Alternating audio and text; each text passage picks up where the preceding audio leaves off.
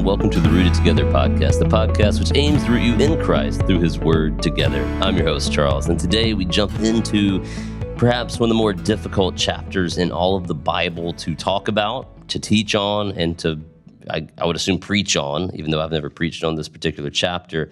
I could understand why many people try to avoid it. This is one of those chapters I just wish they left out of the Bible. Just transparency here.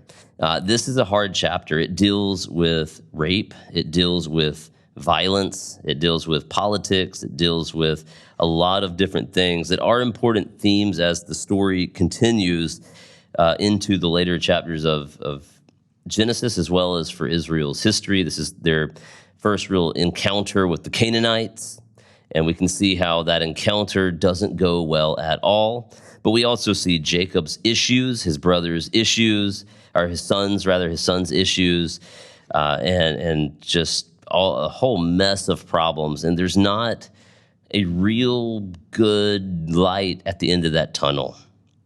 So to put it short, as they are dwelling in Shechem, the place where Jacob ends in chapter 33, after telling his brother, I'll go to H.E.A.R with you. And then he doesn't. He goes to Shechem.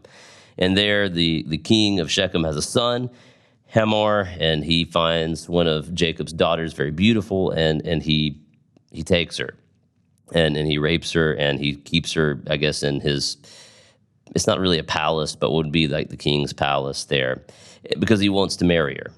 And so, one, we have Jacob's complete passivity on this situation. Jacob barely does anything in this chapter. I mean, you would think he would be angry. You would think he would be calling on God to bring down his wrath upon these people that have so wronged him. And yet he appears so passive in this chapter. He doesn't say anything. He just schemes. He's just like, let's work out a deal. This is a stark contrast to his forceful leadership in the preceding chapters, where he's dividing the camp and where he's making preparations, where he's sending, these strategic envoys, and yet in this one he basically does hardly anything. And then he learns of the assault, and he takes no action. He's just like, yeah, my sons are away, and that's about all he says on it. His sons are going to kill an entire city, and he's gonna just, looks the other way. On the other end, we have the sons, the brothers of the sister. Jacob's sons react to this situation with deception and violence. So Jacob reacts with passivity, which is odd considering his former actions, and his brothers react very Jacob-like with deception and violence. So essentially what happens is Jacob is passive, Dinah is raped and is currently being held by H.E.A.R, and the brothers scheme.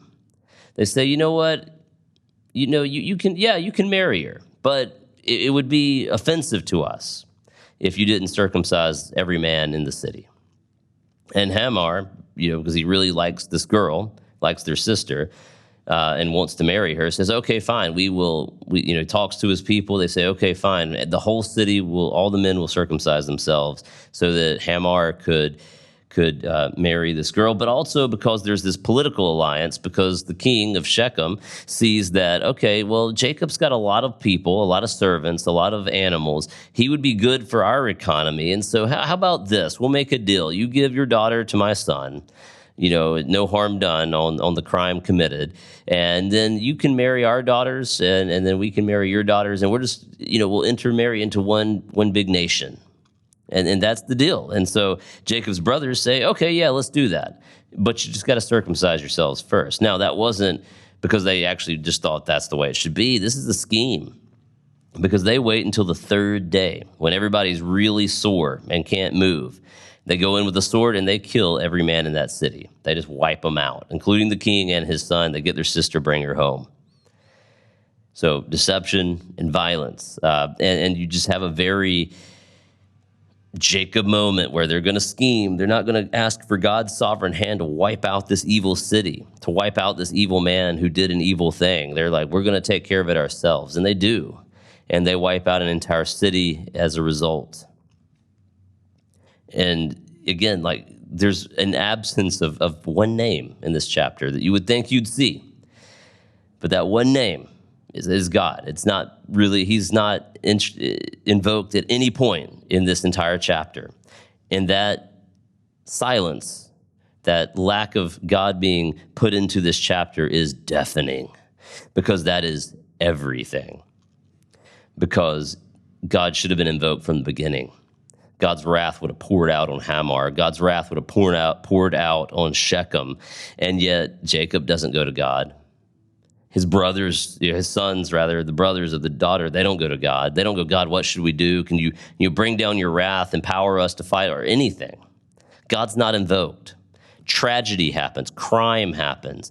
Evil and wickedness happens to their sister, to Jacob's daughter, and God isn't invoked at all.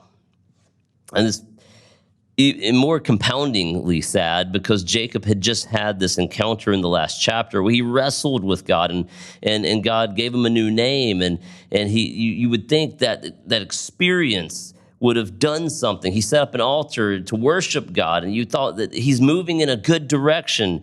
But really, the problems, the seeds of the problem go back even to verse 15 and 16 in chapter 32. Jacob hasn't changed at all yet. He's still scheming. His sons scheme just like him, and none of them invoke God's wrath on this evil that was done.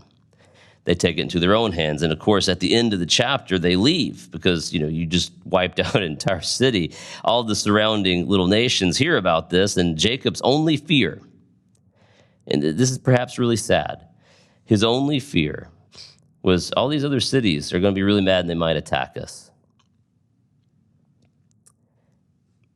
And that's deafening, because there's no remorse over the crime that was committed. There's no sense of where's God, bring down your justice. There's no sense of, hey sons, you tricked and you killed all these people.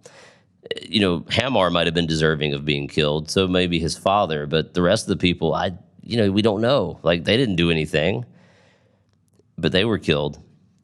Look again, they took their swords, this is verse 25, they went into the unsuspecting city and they killed every man.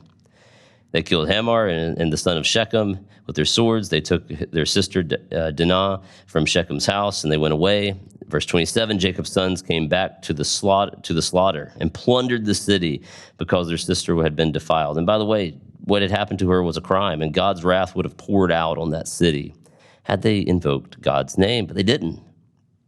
They just schemed. They tried to do that self-reliance thing.